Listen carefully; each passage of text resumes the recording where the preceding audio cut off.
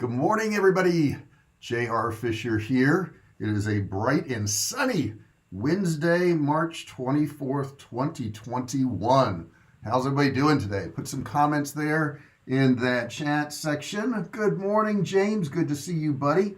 Of course, first thing I did is hit the like button. Man, you are the perfect subscriber, James. You really are. Siddharth, haven't seen you in a while. Good to see you, buddy.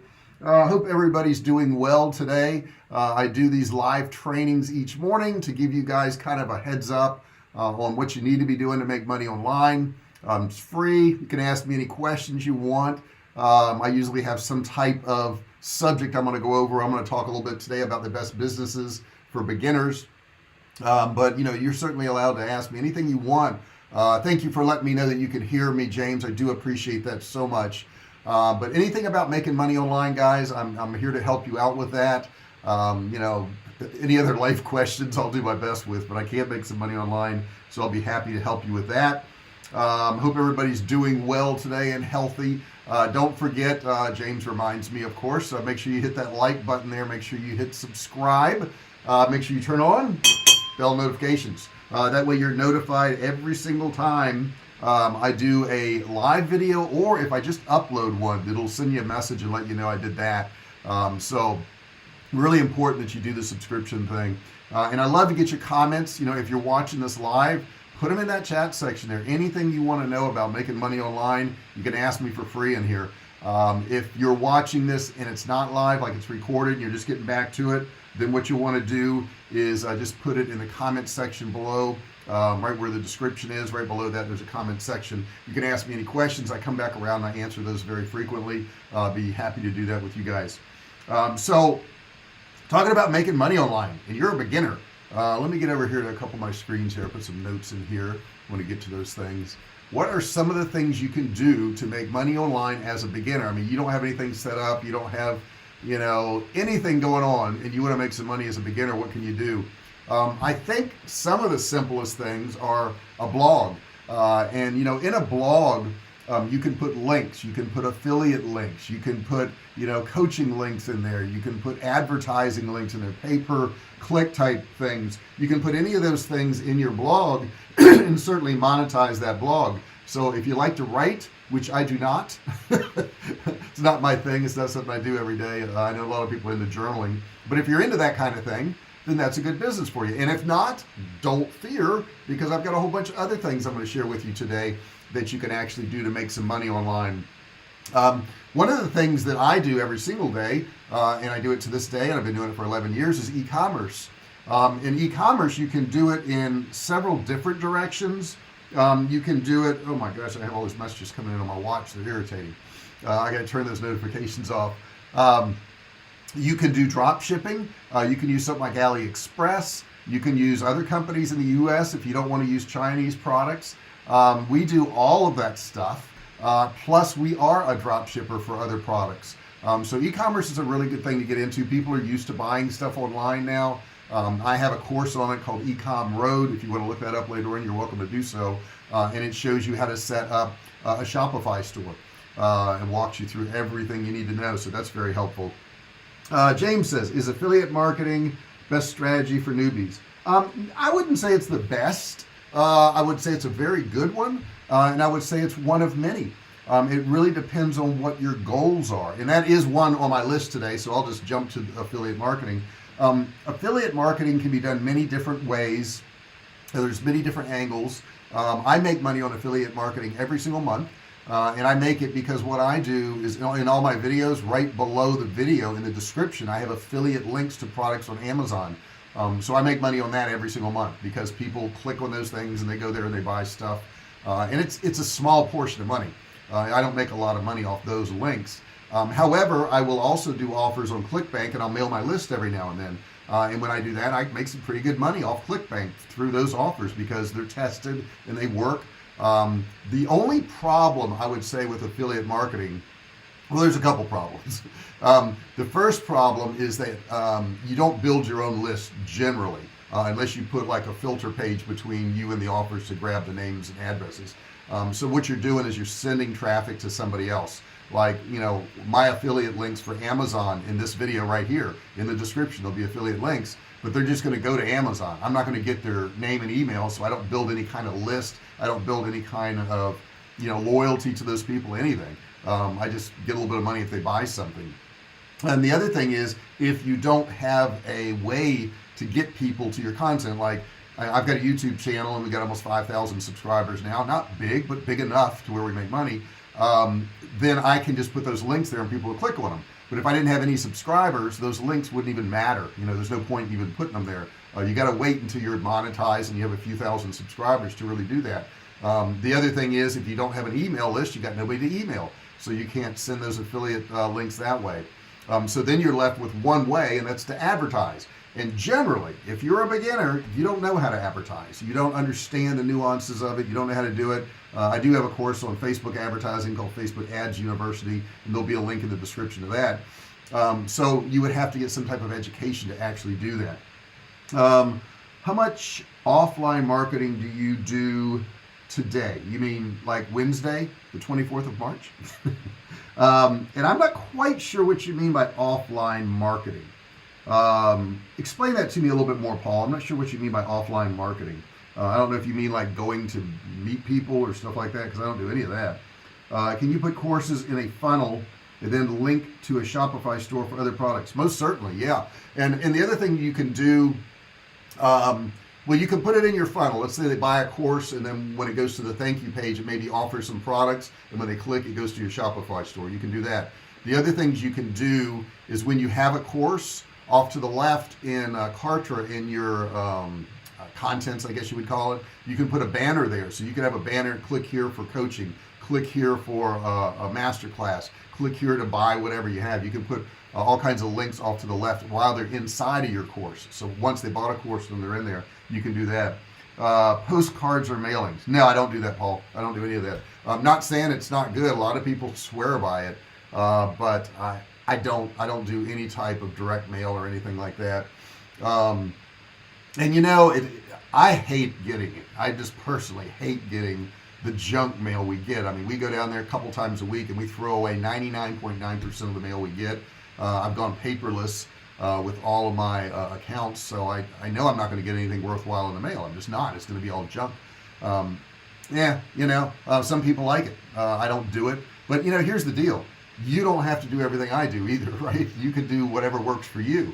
One of the other things I want to talk about is publishing things like ebooks. Those are very, very popular. I do highly recommend ebooks. I have a couple of ebooks. My wife has them. They're really good. And the reason I like it is because they're short and they're cheap usually. Maybe they're $5 or $10, $20, whatever. And you don't have to really do any effort once you've written the book. Once somebody clicks, I have it automated where it just gets sent to them, period. That's it. So I don't even know if they bought one unless I look at my revenue. And it just constantly goes like that. And I have several products like that. Does Kartra offer a live event that might be worth attending? I don't know if they've ever done an event, Paul. I don't think they ever have. I think they should. I think they're terrible about marketing their own product. I think they personally have a great product, and it's great for marketing, but they don't market Kartra very well. I just don't see that they do. I don't know why. I know Sarah, who was married to the founder who passed away, Sarah Jenkins, a very, very nice person, and she's doing a great job running it. Why they don't market it more, I don't know. But I'm sure it's just tremendously profitable, and they probably don't have to. They've got a great product and make a lot of revenue. I know I pay thousands of dollars a year for Kartra access, and it's so worth it to me. Like I was complaining the other day to my wife because I have to spend quite a few $1,000s in March every year for my yearly membership, and she's like, well, you made that much yesterday by sending out an email in there. And I'm like, yeah, that's true. That's kind of true. So it's very, very profitable for me to use Kartra. Let's see. Do you outsource ebooks? I have not done that, James. I've written all my ebooks. I've written all my stuff. Maybe it's not perfect. Maybe the English isn't perfect. Every now and then when I do a published book, I will get an editor just to look it over and, spice it up a little bit. But I write my own stuff. This is something I do. I have done. What else have I got for you? I've got create a digital product or online course. Guys, this is one of the coolest things you can do as a beginner to get a course out there. Now, the only drawback, once again, to having a course is nobody knows you if you're a beginner. When I do a course, people know that I sell stuff online, that I've got a bunch of courses online. And like my next course that's coming out is Digital Course Designer. And Digital Course Designer teaches you how to design digital courses.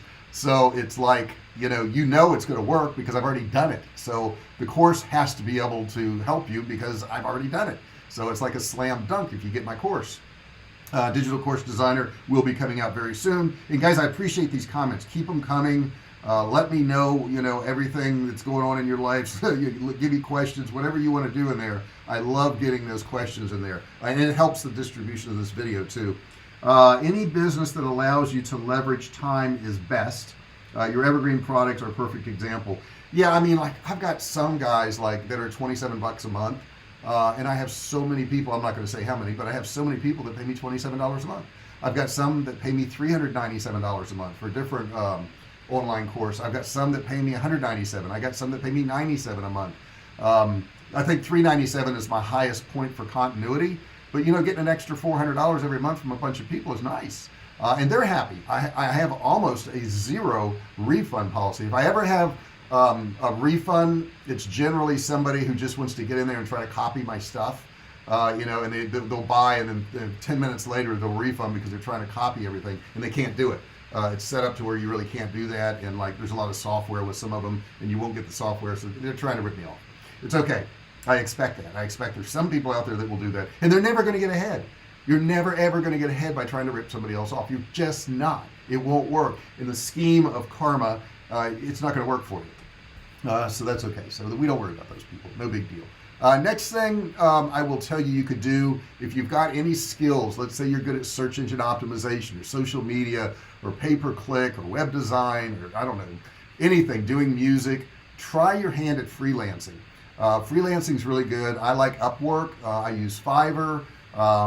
I use a lot of these different sites, freelancer.com, but go in there and set yourself up a profile. Now, the number one problem I see with people trying to make money on Upwork or Freelancer or whatever is they say they can't get any jobs. Nobody's hiring them. And the reason nobody's hiring them is they don't have any reviews. And they don't have any reviews because they haven't done any jobs. So what do? Here's what you do. If you go to freelancer.com, you go to upwork.com, and you want to build up your reviews, go in there and look for jobs that are posted. Let's say there's a job for $500. Somebody's got a job for $500 and it has to do with web design. Go to that person, contact them, and say, I will do that job for $300 or $200. The only thing I ask is if I do a good job, you give me a good review. And you're going to have to spend some of your time doing jobs for a lot less money. However, once you've done 10, 15, 20 of these jobs, you're going to have some good reviews, provided you do a good job, and then people will just start hiring you. That's the hack. That's the way it works. And this is how the world works. You put forth the effort first, and then the money comes. Okay? It's backwards from what everybody's telling you. I remember hearing people that used to work for me, and I would say, hey, could you do this? Could you do that? And they're like, oh, they don't pay me to do that. When they start paying me more, I'll start doing more. It doesn't work that way. The world doesn't work that way. We don't look at somebody who's lazy on the job and go, you know what, let's pay that person a lot more money and maybe they'll do more. It doesn't work that way. The way it works is we see somebody on a job that's doing more than what they're expected of, and we give them a raise or we promote them. Now, some of you may be saying, no, I've tried that before and I did extra work and they didn't give me a raise. Well, maybe they didn't in that situation. But overall, if you put forth more effort in life, you're going to get more back. Whether it's a job, whether it's online, whether it's anything, exercise, whatever it is, you've got to put forth the effort first and then the results come. You don't get results and then you put forth effort. It never comes that way, ever, never. Unless you win the lottery or something, then I think those people blow through the money. Let's see what else we got here. Paul's helping me out. I appreciate it. Let's see here. How often do you have to update your products like the courses? Most of them I don't have to that often because it's not time sensitive material. Now, some of them you do, like if you're teaching, let's say, how to do stuff maybe in a software and that software changes, then you're going to have to change it up. So you do want to be aware of that when you do your course. Is this something I'm going to have to constantly maintain? If I had an ad on, let's say YouTube, or excuse me, a course on YouTube ads, That changes every now and then. You're going to have to get in there and do some changes on it. But you know what? You're going to have to do some extra work. That's just the way it is. Let's see here. The fact that you practice what you preach and walk the talk, the honest approach is always best. How many designers do you keep versus seeking new ones? Designers, well, you know, I have 2 guys that have been with me for a while that work on my Magento website. One of them is rebuilding it now. The other one helped move it. I like to have a couple opportunities to do the same thing. And the reason I like that, and when I say opportunities, a couple people that can do, the same type of work. For instance, the other day I needed a banner changed. I didn't have time to do it. I didn't want to get in there and do it. And by the time I figured it out, I could have just paid somebody. So I have these 2 guys in India. They're both wonderful guys. And I sent them both the message. I need to have this job done. This is what I need to have done. How soon can you do it? They both responded back. The one guy says, I have COVID and I'm sick. I can't do it. The other guy says, I'll do it in 1 hour. Well, there you go. It's nice to have 2 people, right? Because you never know. And he's fine now. I mean, the one that got COVID is fine. But the point is, you don't want to just rely on one freelancer. You just don't want to do that. Now, if you've got full-time employees, that's different. Of course, you know, this is your full-time job. This is what you do every day. I've got several people like that. But for the most part, when you're doing these things, guys, you want to have a couple alternatives. Let's see. Practice what I preach. Yeah, well, I mean, you got to, right? I mean, I don't know the alternative to not doing the right thing. I think it's called doing the wrong thing. I don't get that. I mean, I know people do it, but I don't get it. Is writing ads for Google AdWords a possible source of income? Yes, definitely. A lot of businesses need help doing ads. Ad agencies make a tremendous amount of money. I mean, a tremendous amount. They usually will charge a flat fee a month and then a percentage of the ad spend, and then they will require that you spend X number of dollars. So for example, I have a friend, he charges $5,000 a month, and then he charges 10% of the ad spend, and the ad spend's got to be $30,000. So he's into it for $8,000 a month for each client. So that sounds great. And on the surface, you go, man, JR, that's great. That's what I want to do. Now, let me give you the flip side to this. All those people who are hiring you to do ads know nothing about ads. They don't understand how they work. They don't understand what results are. So, for instance, if you're doing a campaign in Google Ads, you may pick 60 keywords that you're going to target, okay? These 60 keywords, and you're going to run the same ad to all these keywords. Most of the keywords aren't going to work in the beginning, and what you're trying to do is narrow down to the ones that do work. So what that means is in the beginning, most of your ad spend is going to be lost for you to find the keywords that do work. And then it's going to take time to ramp those up. So here's the bad part. You're dealing with a client that doesn't understand that, and they're like, well, you spent $3,000 this month, and I only got $300 back. How is that going to work? So they don't get it, and then you got to deal with these clients that want instant results. And starting a campaign is not instant. It doesn't work that way. It takes days and weeks and months to tweak it. So you've got to deal with the hassle of dealing with people that don't know what they're doing and them calling you up and yelling at you. However, you can make really good money. So, you know, that's the flip side to it. Let's see what else I got for you guys. Is writing ads for Google and okay, yes, I answered that one. Do you have an opinion on using PLR material? Is that the product launch thing? Is that Jeff Walker's thing you're talking about? If so, put that in there. And I like product launches. They've gotten a little stale because everybody did them. I kind of do them. I kind of don't. I don't think they're as effective as they used to be because so many people started doing product launches. And he's not the only one that does it, if that's who you're talking about, Jeff Walker. I'm currently using 3 designers, and it's interesting that trying to convey what you need to get a project done. It's very, very difficult to convey what you need to get done. And you know, a lot of times I'll have a project, I'll have something I want done, and my wife will say, well, just go hire somebody to do it. And I'm like, well, by the time I explain all the things I want done, I can just do it myself. Now, that's not true in all cases. Like, I'm terrible at graphic design. I'm just not good at it. I don't have an eye for it. But certain other things I can do. And if I'm going to pay somebody else and it takes forever to explain it to them, I'll just do it. You know, I'll just do it myself. So that's one thing I would tell you. Next thing you could do nowadays, and I wouldn't have told you this a few years ago, is create and run a podcast. Especially if you have any notoriety at all, if you're known for anything. podcasts are really pretty cool. And I'll tell you, I was listening to a thing on NPR the other day about this, but our number one way of communicating is through hearing stuff. It really is. And if you go back to like the 20s and the 30s, and everybody sat around the radio and listened to the radio, but they looked at the radio and they were listening to it. And podcasts have really come about, and I'm looking at some statistics, you guys can't see it, but let's see here, percent of Americans 12 or over who have listened to a podcast in the past, in 2008, it was like 8% of the people. It was like 8% of the people. Now in 2019, it's 53% of the people. So podcasts have really caught on, guys, and it only takes you a couple minutes to look at somebody like Joe Rogan, who just got $100 million contract with Spotify. I mean, $100 million to see that they're popular. And there's a lot of them out there. There's comedy podcasts, there's tech podcasts, there's pet podcasts. And the cool thing about podcasts, unlike TV, you can actually now. I was going to say you can't watch what you want when you want, but actually you can now. But the thing about podcasts, you can just dial it up when you want and listen whenever you want. Maybe you're at the gym, maybe you're in your office, whatever it is. They're so easily accessible now, and a lot of people are turning to podcasts. And the thing with podcasts is you can have sponsors on podcasts and you can actually make money. So if you've got some talent in that area, do it. Let's see, what else I got? Podcast Movement is a great place to check out podcasting. Great place to check out podcasting. Over 3,000 international podcasters in one place. Where is that, Paul?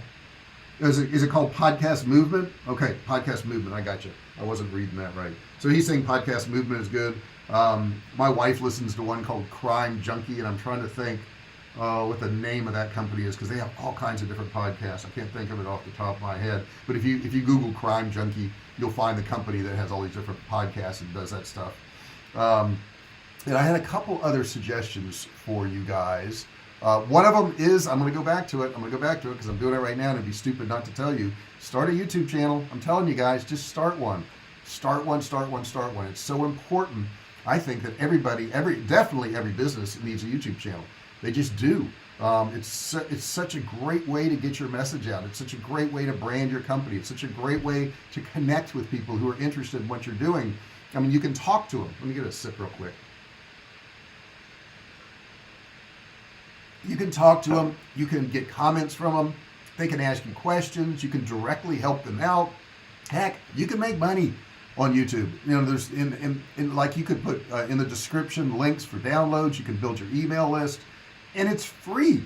I mean, this is like, I know like in 10 years when YouTube starts charging you to put up a channel, people are going to be like, oh man, can you believe it? 10 years ago, YouTube was absolutely free. You could do channels for free. And they're like, no way, that's not true. Oh yeah, it used to be free. That conversation is going to happen because so many people want a YouTube channel. And I think YouTube's going to probably clear out the junk, and they're going to start saying, okay, you can have a YouTube channel. It's $1,000 fee, or it's $500 a month for your channel. They're going to start doing that. I'm telling you, it's going to happen. So get in there while you can. If you've already got a YouTube channel and it's already making a few $1,000s a month, you'll be able to afford the fee. Now, did I hear about the fee coming down the road? No, I'm just looking at it. I'm going, there's so much content on YouTube that I'm sure they're going to want to clear out the clutter at some point. They're just going to want to. Makes sense. So that's something else you can do. If you are looking to save money, try to volunteer at an event, by the way. Yeah, that's a really great way to save some money. Say, I want to be a volunteer at one of these digital marketing events. If they ever come back. I did get a email yesterday from Affiliate Summit East that they're scheduling one in July, and another one from VidCon up in LA, and I think it's sometime in the fall for them too. They've got one scheduled, and they said they'll keep you posted, but they're selling tickets again, so they're expecting it to come back. Podcast Movement moves around this year. It's in Nashville this August. Yeah, Nashville, I think that's where Ben Shapiro moved his podcast. He's got a huge one. He's got like 47 people working on that podcast. I don't know how you have 47 people working for you full time, but he does. And he considers it small, but that's pretty amazing. What else did I have in line for you? Well, in a nutshell, there's so many things. I mean, I could sit here all day long and tell you ideas, but the ones I've given you this morning, you can certainly do. You don't have to have any experience. A couple of them, if you want to use some of your skills and go into, Fiverr or Upwork or something. Yeah, you gotta have a skill for something, but I guess you don't. I mean, you could do data entry if you wanted to in those sites. But the more skills you have, the better off you are. Now, how do you get more skills? You just educate yourself. You don't have to wait anymore. You don't have to apply to a college to maybe get in, to maybe have a good professor, to maybe get a good job. You just go online and buy a course or watch some videos on YouTube. It's that simple. I have courses for sale. I have a free channel. Somebody said the other day they had signed up for one of my courses, and they said, where can I get some more great information about making money online? And I was like, seriously? How about me? How about going to my channel that has 800 plus videos and just watch them? You're asking me to send you someplace else. That doesn't make any sense. And when I said it that way, of course, the person's like, oh, duh, yeah, that's right. I just bought your course. There's so much information there, guys.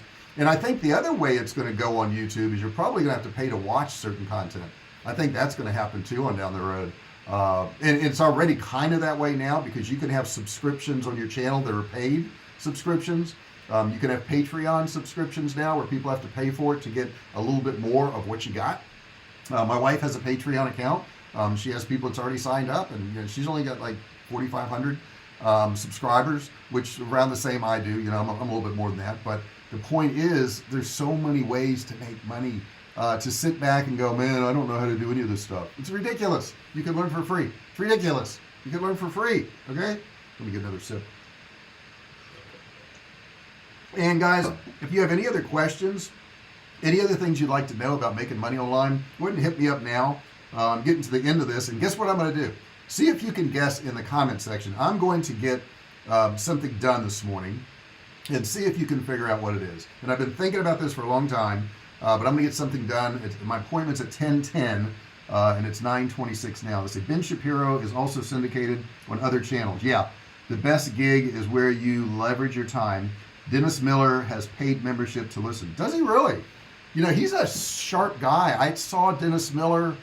Wow, I hate to date myself, but it was in the late 80s at a comedy club, and he was really good. The only thing about Dennis Miller was he was so high level. He would tell a joke, and then he'd be on to like 2 or 3 other jokes, and then people would get the one that he said, 2 jokes ago. You go, oh, that's right.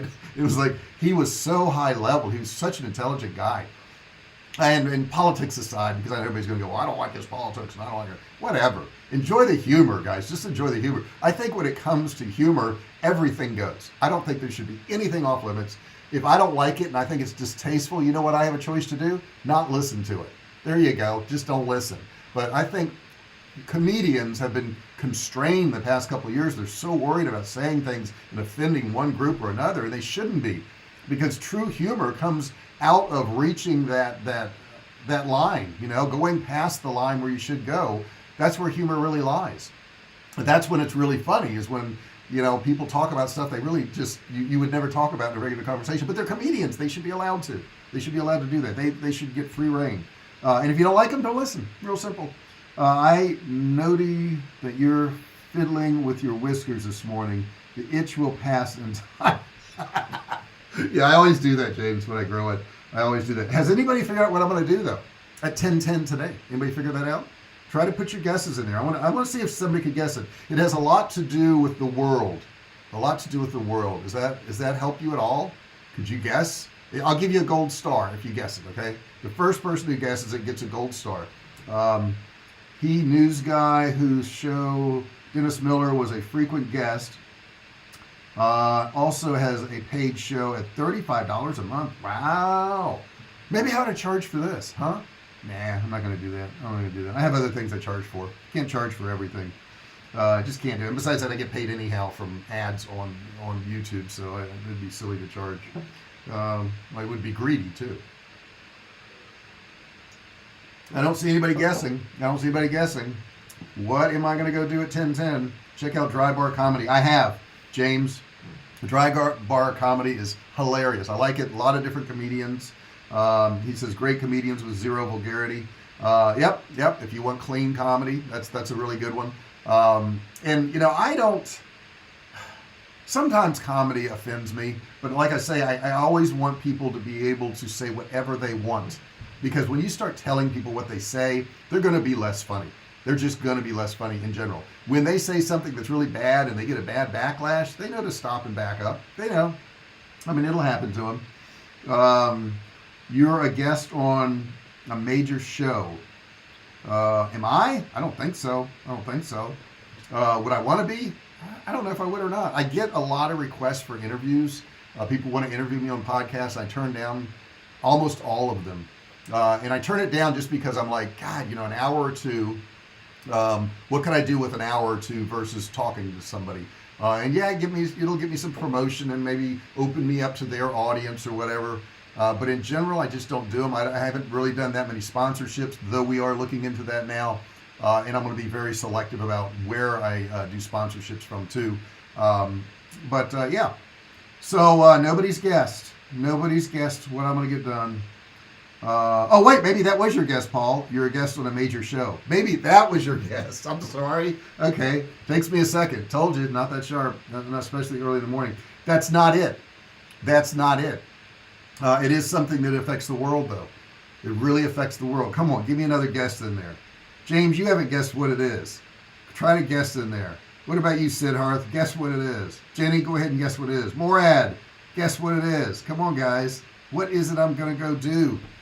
What is it? What could it possibly be? It has to do with the world.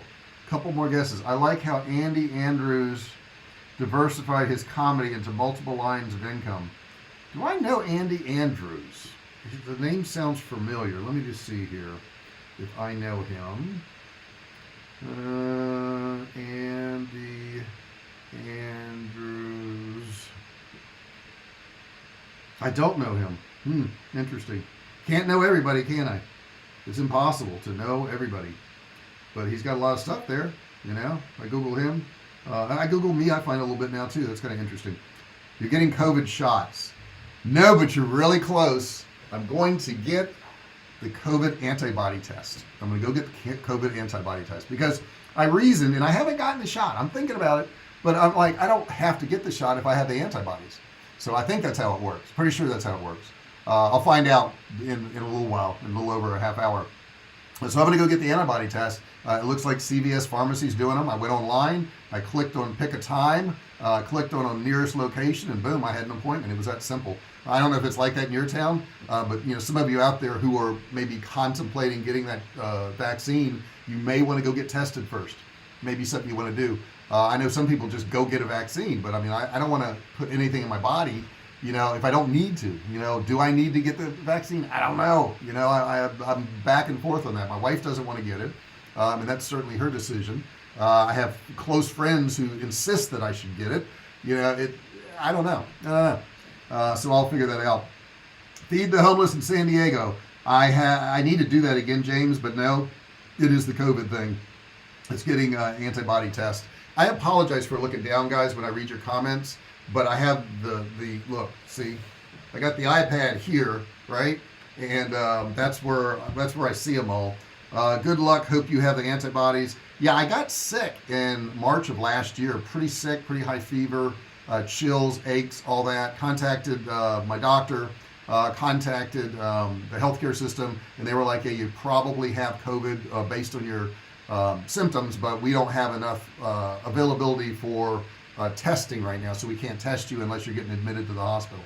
So at that time, they wouldn't even test me. They weren't testing a lot of people back then. 50% of the medical professionals refused the vaccine. Wonder why?